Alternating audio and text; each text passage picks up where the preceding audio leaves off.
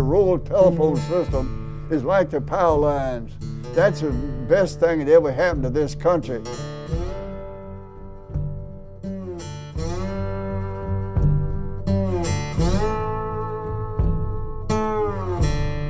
Well, in the late 40s, phone communication in rural Southside Virginia was far behind what the urban areas held. When you needed to talk to somebody, chances are you'd probably either have to physically go to see them or you'd have to write them a letter.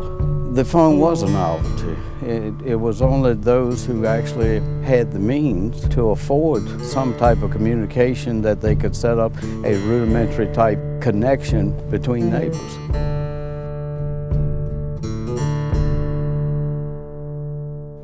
All that was about to change with a new dawn of communication.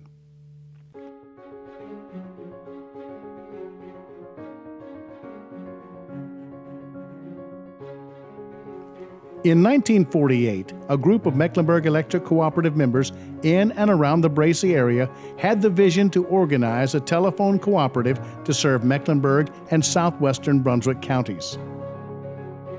Mecklenburg Electric Cooperative had been formed in 1938 and had established power lines through most of the service area. They would play a fundamental role in the start and growth of the new Buggs Island Telephone Cooperative. Before starting any service, the new cooperative would need funding. With the staff of Mecklenburg Electric doing the groundwork, a grant was applied for and received through Roosevelt's Rural Electrification Act. Now they had to set up the actual service. In 1952, construction began on an outside plant and central office building. It wasn't without problems. The equipment contractor was 2 years late in their delivery. It wasn't until 1954 that everything was in place. Just after the central office was finished, Hurricane Hazel struck, causing severe damage to the outside plant, further delaying operations. Undaunted, the young co-op rebuilt the plant and assigned 30-year-old Everett Barber, their first employee, the task of installing the phones and handling all the maintenance. They were looking for a volunteer serviceman. And Bill Harrison asked me if I would volunteer for it. No, I had never even used a telephone already. No, I didn't know anything about it, but I learned it in a hurry. We started up next to the South Hill line, and we took everything all the way down to the Carolina line. And we took from below Boynton Hill ways, from there all the way down into Brunswick County. So they built miles and miles of line down there. God knows, Short and I worked like beavers down there on that stuff. In the words of manager Ernest Edwards, the first rural telephone cooperative in the state of Virginia officially began. At the time, it served 142 members.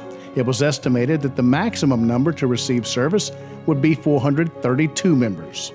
That number was quickly surpassed. In 1957, setting the precedent for growth, members received free service through an extended service area agreement that included parts of South Hill, La Crosse, and Broadnax.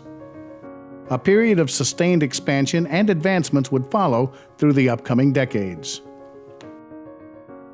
During the 60s, direct long-distance dialing was installed. In addition, the entire system was converted to a one-party service. In the 70s, members had direct dialing for person-to-person calls, collect, credit card, and third-party calls.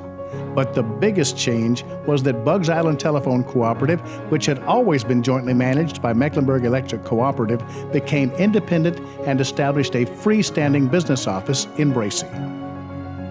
The 80s became the digital decade. Keeping pace, both analog switching stations in Beechwood and Black Ridge were retrofitted with all-new digital equipment. In 1994, a new business office and tech center was built to better serve the increasing number of members. The co-op also embraced the World Wide Web by establishing Buggs.net. This new venture provided internet access to members and the surrounding area. As digital technology accelerated, cooperative members were able to reap the benefits.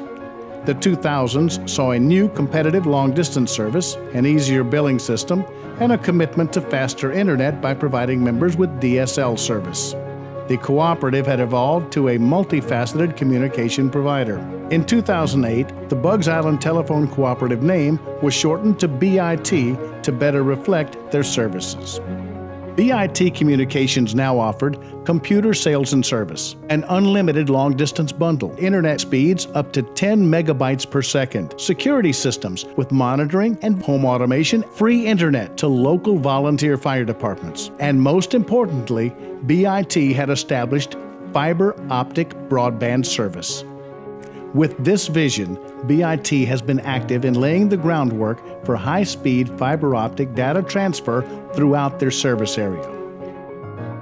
Homes and businesses are now being connected with fiber technology that will keep our region on the leading edge.